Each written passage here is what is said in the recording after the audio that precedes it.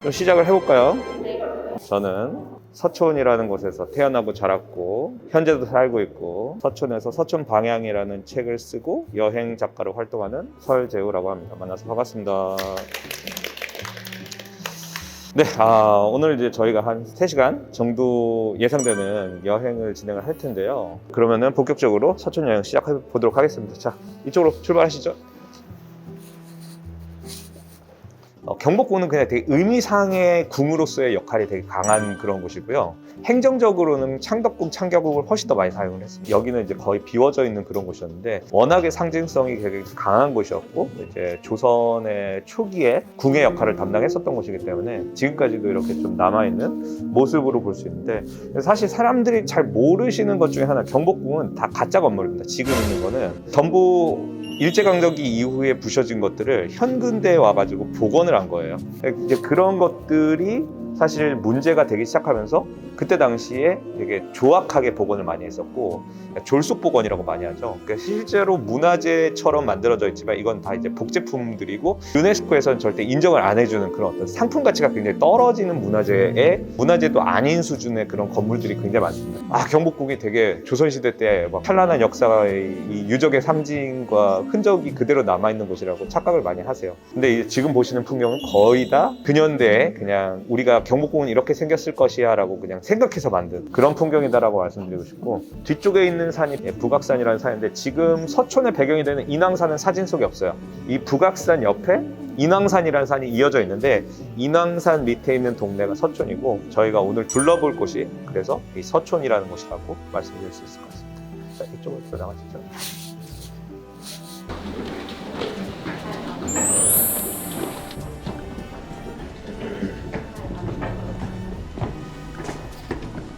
아까 전에 사진 속에서 보셨던 산이 실제로 눈에 보이시죠? 저 북악산이라는 산이 우리나라의 중심이 되는 산입니다. 주산이라고 하는 그 영어로 하면 메인 마운틴, 중심산인 그런 산이고요. 자, 왼쪽에 있는 산이 어진 임금의 산이라는 뜻을 갖고 있는 인왕산이라는 산입니다. 오늘 저희가 향하는 곳은 저 인왕산 정상까지 열심히 한번 가보도록 하겠습니다.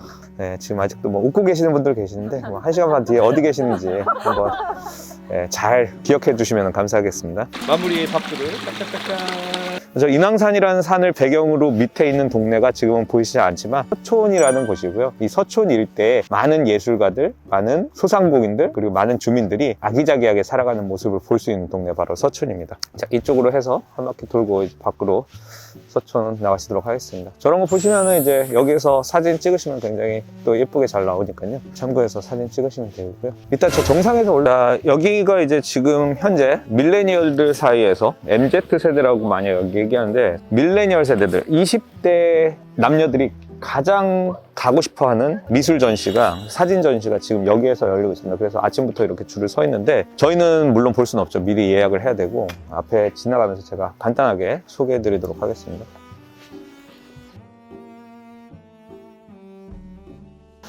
여기 앞에 있는 곳은 브릭웰, 건물 이름이 브릭웰입니다. 브릭웰, 영어로 하면 브릭, 벽돌이죠. 지금 이제 재료가 벽돌로 쓰였었고요. 웰이라는 건 뭐냐? 영어로 우물입니다. 우물. 그러니까 벽돌로 지은 우물이라는 곳인데, 여기는 예전에 실제로 우물터가 있었던 곳이에요. 우물터가 있었던 곳이어서 건축주께서 지역성을 살린 건축을 리모델링을 하시길 원했고 중간을 우물 형태로 비워놨습니다. 지역성을 잘 살린 그런 어떤 건물이라고 보실 수 있고요. 이 사이로 한번 들어가면서 그 우물 모습 보고 지나가시도록 하겠습니다.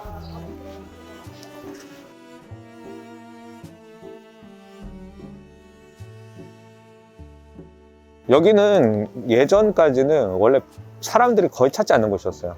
그냥 골목 안에 있는 골목 같은 느낌이어서 투어를 시작할 때만 하더라도 외부 사람들 거의 없었던 곳인데, 이런 곳이 생기면서 이렇게 주변에 있는 가게들이 같이 활성화되는 모습을 보이게 되었습니다. 담장이 원래 있었던 곳인데 담장을 허물고 개방감을 많이 줬습니다. 전 세계적으로도 사람들이 상업시설에서 원하는 거는 집에서 느낄 수 없는 개방감인 것 같아요. 특히 우리나라는 이제 아파트 문화가 많다 보니까 아파트에서 느낄 수 없는 상업시설의 개방감을 많이 더 요구를 하는 것 같습니다. 자, 이 지역의 옛날 모습입니다.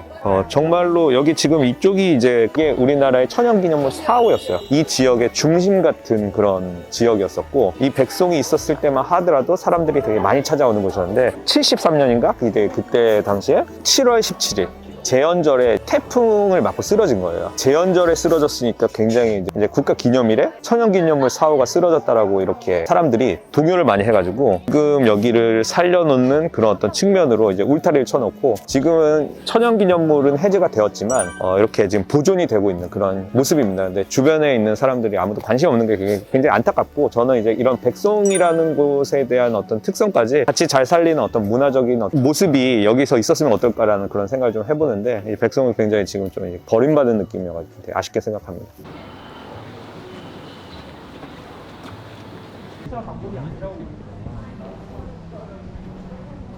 경험 안 하신 분들도 계시겠지만 이제 저 어릴 때만 하더라도 세간살이라는 걸 많이 했어요.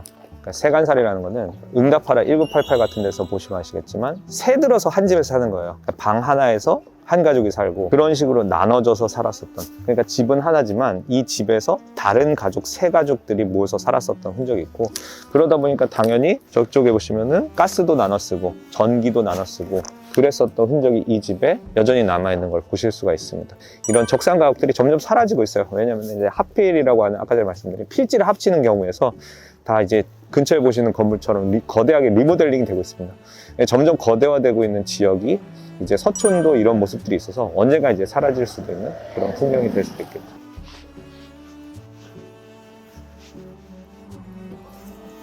자, 건너오시겠습니다. 제가 생각하는 서촌에서 아니면 서울에서 가장 예쁠 수도 있는 골목이고, 이 주민의 어떤 합의나 일치가 얼마나 중요한지 볼 수 있는 그런 모습이기도 하고, 이 골목은 미로라고 부르는데요. 거기 살고 계시는 분들이 만나가지고 벽화마을처럼 꾸며놓고 살고 있는 곳이에요. 이쪽으로 들어가서 한번 구경하시도록 하겠습니다.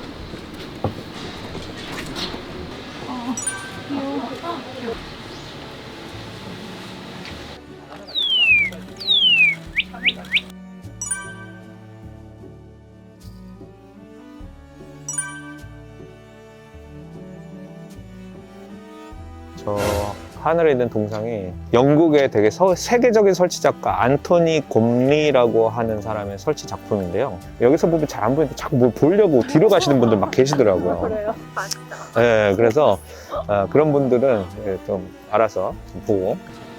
여러분, 이 정도는 돼야 동네에서 마을 가이드.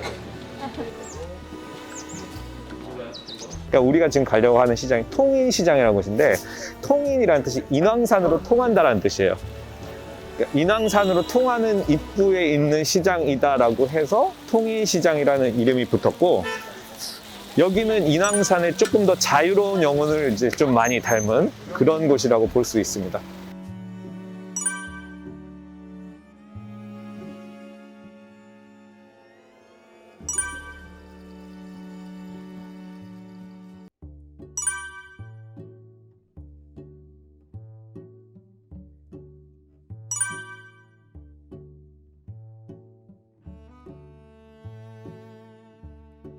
자, 지금 여기 보시는 곳은 서울시 문화재 제1호로 지정되어 있는 아주 중요한 문화재예요. 이 동네에서 살았었던 아주 나쁜 친일파 누구였다? 윤덕영이라는 사람입니다. 윤덕영. 윤덕영이라는 사람의 집이 이렇게 생겼었던 거 기억나시죠? 제가 보여드렸죠. 이 집뿐만 아니라 이 집에 여러 가지 부속체들이 있었을 거 아니에요. 지금 원래 여기는 윤덕영의 딸에 살던 별장이에요. 그럼 이 집 어디 있었냐? 이 집 뒤에 있었어요. 근데 이 집 뒤에 있었는데 지금은 없어졌고, 지금 이제 딸의 집만 남아있어요. 윤덕영의 딸의 집이었는데 딸도 일찍 죽고 우리나라 해방한 다음에 이 빈 집을 나라에서 갖고 있다가 다시 이렇게 일반인들한테 내놓는 상태에서 박노수라고 하는 미술가께서 구입을 하셔가지고 살고 계시 2013년도에 돌아가셨어요. 그래서 집을 나라에다 기증을 하셨습니다. 작품도 전부 갖고 계시는 작품은. 그래서 여기는 지금 종로구청에서 운영 위탁 관리하고 있습니다. 그래서 입장료가 있어요. 집 자체가 문화재여가지고 사람들이 우르르르 몰리면은 관리가 안 되고 또 망가질 수 있다 그래서 이제 입장료로 보존을 하고 이제 운영을 유지하고 있습니다. 자, 여기는 가족들, 특히 뭐 아이가 있다면 아이들, 뭐 연인들도 좋고요. 데이트 하시기 굉장히 좋고 가족들 같이 놀러 오기 좋은 그런 곳입니다. 계곡이 있어요, 계곡. 미스터 선샤인이라는 드라마 보셨어요? 네, 미스터 선샤인에서 김태리 씨가 사격 연습을 하던 곳으로 촬영지로 쓰였었던 곳입니다. 굉장히 이제 깊숙한 골짜기의 느낌을 잘 살려 있는 곳이고요. 자, 요 계단으로 올라오시겠습니다. 다리 불편하신 분들은 이렇게 오르막길로 또 올라오셔도 돼요. 여기 지금 이쪽으로 오시면은 중요한 자료를 하나 만나보실 수 있는데요. 자, 이게 이제 겸재정선이라고 한 사람이 조선시대 때 이 일대를 그림으로 그려놓은 풍경입니다. 제목은 수성동. 뜻은 물수, 소리성, 말통. 물소리가 들리는 동네라는 그런 뜻을 갖고 있습니다. 원래 여기는 이제 1970년대 아파트를 지었다고 그랬잖아요. 아파트를 지었을 때 당시만 하더라도 이런 풍경을 갖고 있었는데 거기에다가 이제 개발을 하기 시작한 거죠. 개발을 할 때 이 일대에 있는 계곡은 그대로 살려놓은 상태로 아파트를 여기 사이에다가 지었습니다. 상상이 잘 안 되실 수 있지만 뭐 실제로 있었고요. 지금 저희가 서 있는 데도 아파트가 있었고 아파트가 이렇게 S자 모양으로 한 총 9개 동, 총 405가구. 통인시장은 원래 그 2,000명이 먹여 살리던 그런 어떤 곳이었었는데 아파트를 이제 재개발하는 과정에서 여기 이제 조선시대 때 이 겸재정선이 그린 돌다리가 발견이 된 거예요. 저 돌다리가 조선시대 때 풍경이 그대로 남아있다라는 중요한 역사 자료가 돼서 아파트를 다시 짓지 않고 여기를 공원화하기로 결정을 합니다. 그래서 공원화는 됐지만 시장과 상권들이 완전히 초토화돼 버리죠. 여기에 있는 사람들이 한꺼번에 2,000명이 빠져나가는 그런 어떤 현상이 벌어졌으니까 아파트가 있고 없고가 상권에 굉장히 중요한 요소가 되잖아요. 근데 그런 부분에서 또 결국 사람들 위기에서 기회를 만들어낸 게 또 상권을 이제 그 활성화하기 위해서 엽전 도시락 같은 걸 이제 만들어낸 거죠. 그리고 여기 있는 상권들은 원래는 다 철물점, 전파사 같은 생활 상권이었는데 그런 상권들이 비게 되자 이제 예술가들이나 젊은 상인들이 들어와서 카페 같은 것들을 차리게 돼서 이게 공원과 상권을 잇는 어떤 벨트 같은 역할을 하게 됩니다.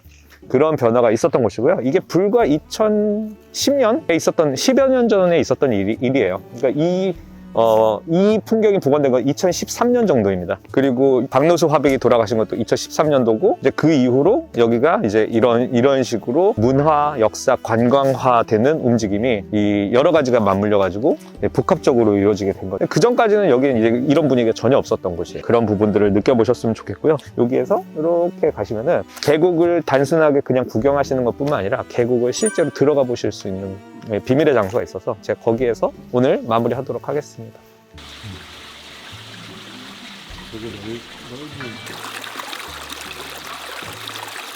오늘 어때 뭐 재밌는 시간 되셨나요? 서촌이라는 곳이 북촌에 비해서 별로 안 알려진 곳이어가지고 사실 뭐 손해도 많이 보지만 그런 어떤 반사 이익도 좀 많이 보는 편이에요. 서울에 이런 곳이? 사람들이 몰랐었던 곳이 더 놀라는 경향들 있잖아요. 그런 부분들 가락동에서도 할 수 있습니다. 가락동도 이제 살고 있는 곳들이 이제 다 누군가에게는 여행지도 될 수 있고 그리고 여행적인 경험을 줄 수 있다는 걸 좀 느끼실 수 있는 그런 시간이 되셨으면 좋겠습니다. 그러면은 마무리 박수를 짝짝짝짝.